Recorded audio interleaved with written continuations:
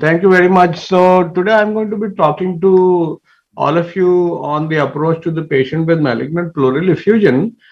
And I have to confess to you that I had a little bit of difficulty in getting this talk ready. It hasn't been since the MD days when I've talked about pleural effusion, and I did had to struggle a little bit to get this talk ready. But anyway, I will not be talking about the management, which will be dealt with in the subsequent talks, but I'll be only talking about the approach. And this is the under the banner of the Academy of Lung Cancer, we are dealing with and talking about some unusual problems for which there are no drug sponsors, and usually they are not discussed in most lung cancer meetings. We'll try and see if we can one by one take up these issues.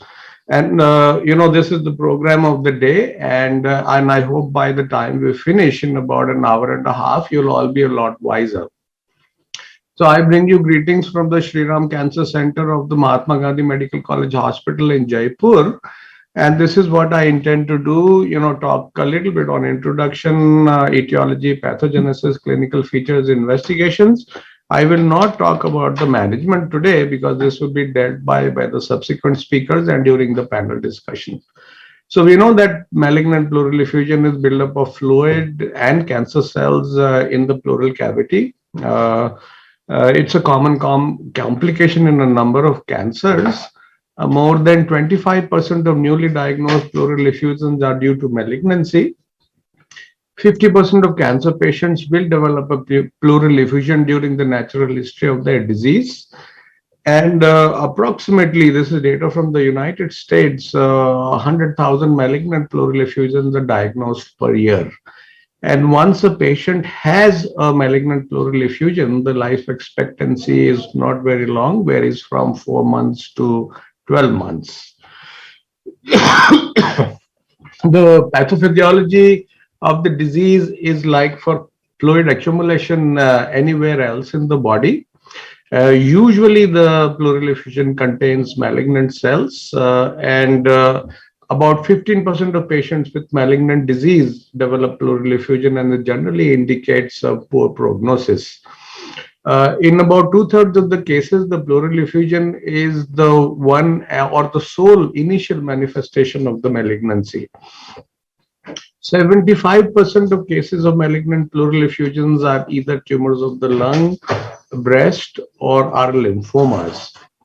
Malignant pleural effusion develops in primary or metastatic malignancies of the pleura by spread of the malignant cells within the intrapleural cavity, or by also sometimes infiltrating the lymphatics and leading to a collection of fluid between the pleural spaces. And we know that the physiological balance between the secretion of fluid in the pleural space and its reabsorption is the reason why malignant pleural effusion develops. As already been highlighted to you, the breast cancer and lung cancer form more than half of the causes of malignant pleural effusion. Another quarter is contributed by lymphomas, genitourinary cancers, and GI cancers. And sometimes in about 7 to 15% of patients, the cause of the pleural effusion is not known. Again, the prevalence of most common diseases, number one is lung cancer and number two is breast cancer. A host of interactions in malignant pleural effusion between the immune system, between the tumor, between the host have been described. A host of immune regulatory mediators have been described, and this is angiogenesis also plays a significant role in producing leaky pleural capillaries, and all these contribute and including several cytokines to the development of malignant pleural effusion. And this again is the complex interplay between the cancer cell and the pleural space and the pleural vasculature, which ultimately leads to malignant pleural effusion. Malignant pleural effusion impact the quality of life of the patient by producing significant dyspnea, cough, chest pain, and decreased mortality and the fear of impending respiratory failure and death, and it is an important symptom to be palliated. Once the patient develops malignant pleural effusion, the prognosis is not very good. About half of the patients die within a month, and 84% of the patients die within 6 months. This is old data, and this may have changed a little bit with the availability of better chemotherapeutic drugs and with the availability of other targeted agents. But as a rule of the thumb, the survival is about 10 months once a malignant pleural effusion is diagnosed. Patients who have a known cancer, who have exudative effusions, whose cytology is negative, these are poor prognostic factors. The role of the pH of the pleural fluid, the KPS performance status of the patient, again, also impact on the prognosis. What diagnostic tests we need to do? The most important is the chest X-ray. You need a minimum of 200 ml of fluid to be visible on a chest PA. However, 50 ml of pleural fluid could be diagnosed if you do a lateral decubitus X-ray. Then thoracic ultrasound is important. In addition to detecting fluid in the abdomen, it can also show you some important features like pleural thickening, diaphragmatic nodules or thickening, visceral pleural thickening, and pleural irregularities and nodularities, which again point towards the malignant etiology of the effusion. Computerized tomographic scanning of the CT scan is again highly specific but has low sensitivity, and it is difficult to separate benign effusions from malignant effusions, mesotheliomas from pleural metastasis by the CT scan.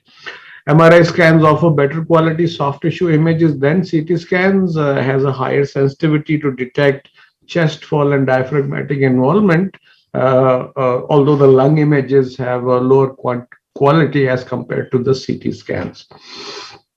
Cytology of the pleural fluid is again extremely important, and the diagnosis of finding malignant cells in the pleural fluid is about 60%, much less for mesotheliomas and higher for adenocarcinomas. Once you get malignant cells in the pleural fluid, you can make a cell block, and on this cell block, you could do immunohistochemical studies and other molecular studies to progress on the diagnostic pathway.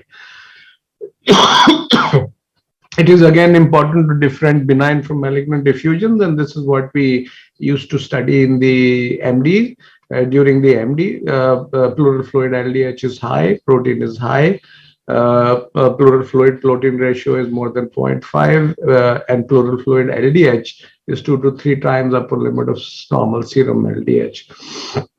And Hefner meta-analysis shows that pleural LDH of 1.5 times upper limit of normal, pleural cholesterol of more than 45, and pleural protein of more than 2.9. This is very likely to be a malignant effusion or a exudative effusion.